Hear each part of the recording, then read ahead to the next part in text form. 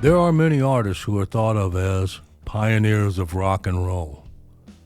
Chuck Berry is considered by many the first to bring it all together. The guitar riffs, the rhythm and blues beat, and the lyrics that spoke to his generation. It only took him a few songs, and he laid down the musical blueprint for what the world would soon know as rock and roll music. Here's what Eric Clapton had to say about Chuck. If you want to play rock and roll, or any upbeat number, and you want to take a guitar ride, you would end up playing like Chuck Berry. Because actually there is very little other choice. There is not a lot of other ways to play rock and roll other than like Chuck played it. And John Lennon, in a 1971 interview with Rolling Stone, said, "Chuck Berry is one of the all-time great poets.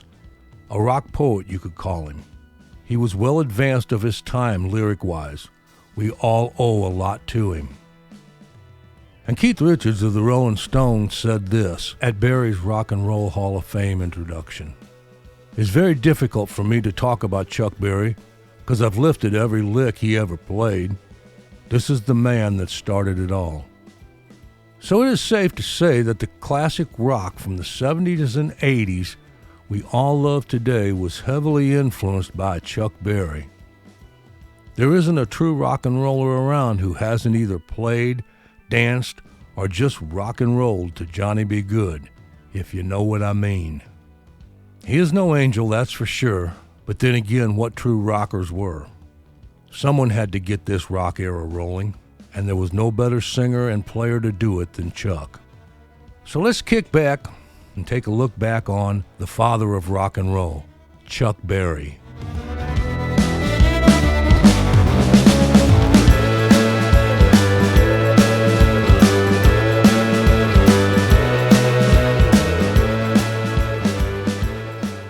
He was born Charles Edward Anderson Berry on October 18, 1926, in St. Louis, Missouri. His parents were Martha and Henry Berry. At the time of Chuck's birth, St. Louis was a sharply segregated city. He grew up in North St. Louis neighborhood called the Ville, a self-contained middle-class black community. The neighborhood was so segregated that Berry had never even encountered a white person until he was 3 years old, when he saw several white firemen putting out a fire. "I thought they were so frightened that their faces were whitened from the fear of going near the big fire," he once recalled. "Daddy told me they were white people, and their skin was always white that way, day or night."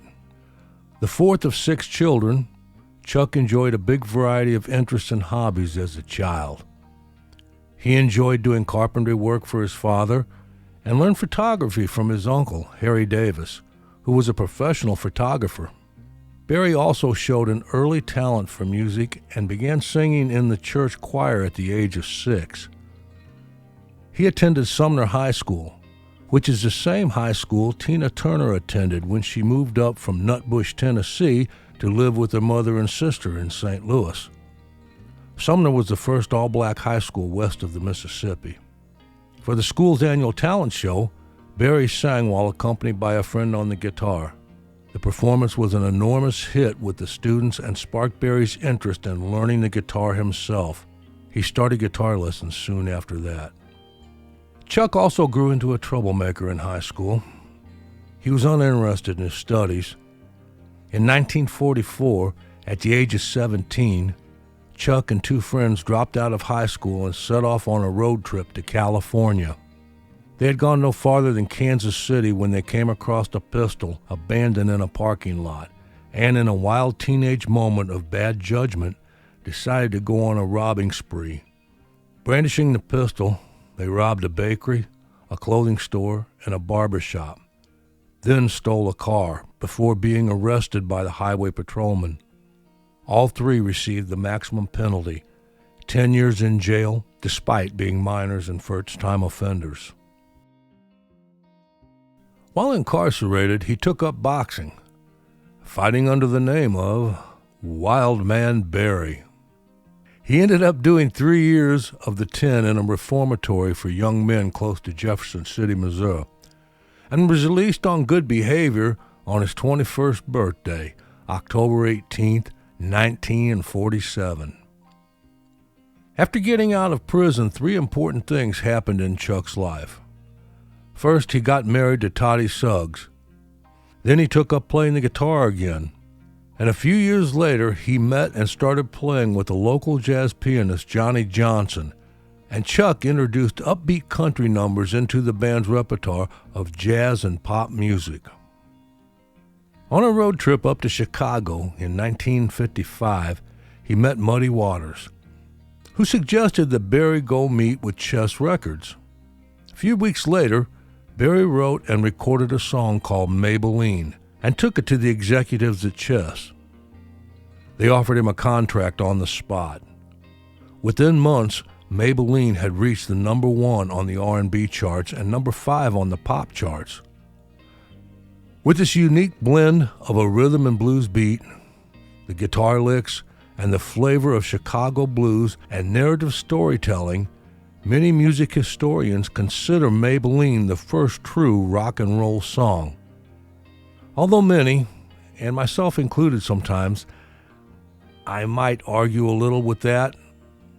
Some think that Rocket 88 was the first rock and roll song. Chuck quickly followed Maybellene up with other songs that got the folks rockin'. Roll Over Beethoven, and Brown-Eyed Handsome Man, and rock and roll music. Then a little later on with Johnny B. Goode, Sweet Little 16, and Carol. The last 3 all managed to crack the top 10 of the pop charts by achieving equal popularity with youths on both sides of the racial divide. I made records for people who would buy them, Chuck said. No color, no ethnic, no political. I don't want that. Never did. But in 1961, he hit a bump in the road and was in trouble with the law again when he was convicted under the Mann Act of illegally transporting a woman across state line for immoral purposes. Here's how this all came about. Back in 1958, Chuck had opened the Club Bandstand in the business district of downtown St. Louis. The next year, while traveling in Mexico, he had met a 14-year-old waitress and sometimes prostitute. So Chuck decides to bring her back to St. Louis to work at his club. However, something didn't quite work out, and he fired her after only a few weeks. After that, she was then promptly arrested for prostitution, and then charges were pressed against Chuck Berry for bringing her up to St. Louis, and it ended with him spending 20 months in the slammer. After he was released from jail in 1963, he started writing and recording and picked up right where he left off. He recorded Nadine, Promised Land, Dear Daddy. But from some accounts, Chuck was never really the same guy after that prison stay. His friend and partner on a 1964 British concert tour, Carl Perkins, said of him, "Never saw a man so changed. He had been an easygoing guy before, the kind of guy who would jam in dressing rooms, sit and swap licks and jokes. Over in England, he was cold, real distant and bitter. It wasn't just jail. It was probably those years of one-nighters, too. Grinding it out like that can kill a man. But I figured it was mostly jail. And most likely it was." Chuck had many hit songs, but none ever reached that number 1 position until he recorded a live version over in England of the song My Ding-a-Ling. Even though he wrote many rock classics, this novelty song is Berry's only number 1 hit. The song is about a young boy who discovers his penis. Berry was good at making sexual references that did not seem offensive. He did that in a few of his songs. But either way, Chuck had his number 1. An interesting fact about the Ding-a-Ling song. The week this debuted at 99 on the Billboard Hot 100, the reissue of the Moody Blues' Nights in White Satin debuted at number 100. 3 weeks after My Ding-a-Ling hit number 1, Nights in White Satin peaked at number 2. While many rock scholars dismiss this song as a senseless novelty ditty, Berry is actually quite proud of the song. He told Rolling Stone in 2010 that he wanted to be a comedian at one point and enjoy getting laughs. He added that the song was originally about a ring sliding onto a finger as a metaphor for sex. Okay. After that, Chuck's run was about over as far as writing and recording. In 1985, he received the Grammy Lifetime Achievement Award. A year later, in 1986, he became the Rock and Roll Hall of Fame's first inductee. As I said in the beginning of the video, Keith Richards of the Rolling Stones said, "It's very difficult for me to talk about Chuck Berry because I've lifted every lick he ever played. This is the man that started it all." Perhaps the best measure of Berry's influence is the extent to which other popular artists have copied his work. The Beach Boys, the Rolling Stones, and the Beatles have all covered various Chuck Berry songs and his influences. Here's a little side note about the Beach Boys song Surfin' USA and Chuck's song Sweet Little 16, which sounds very similar. When the single Surfin' USA was released in 1963, the record only listed Brian Wilson as the composer, although the song was published by Arc Music. That's Chuck Berry's publisher. Later releases, beginning with The Best of the Beach Boys in 1966, listed Chuck Berry as the songwriter.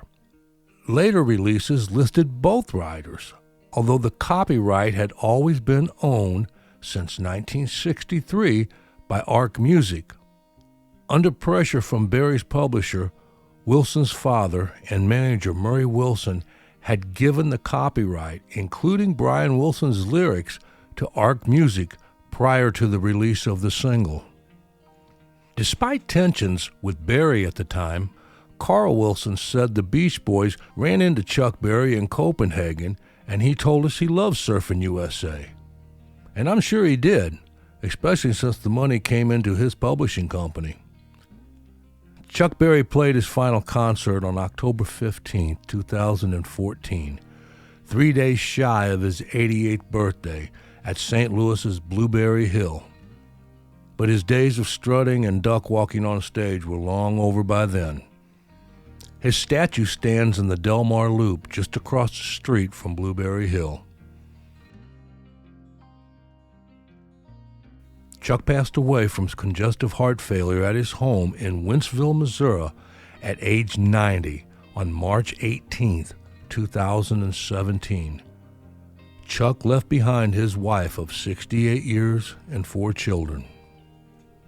So let me hear your comments and memories you have of Chuck. Maybe you caught one of his shows. I'd like to hear about it. Thanks for watching. As always, if you see fit, give me a like and then a subscribe to the channel. I'd appreciate it. Y'all take care now.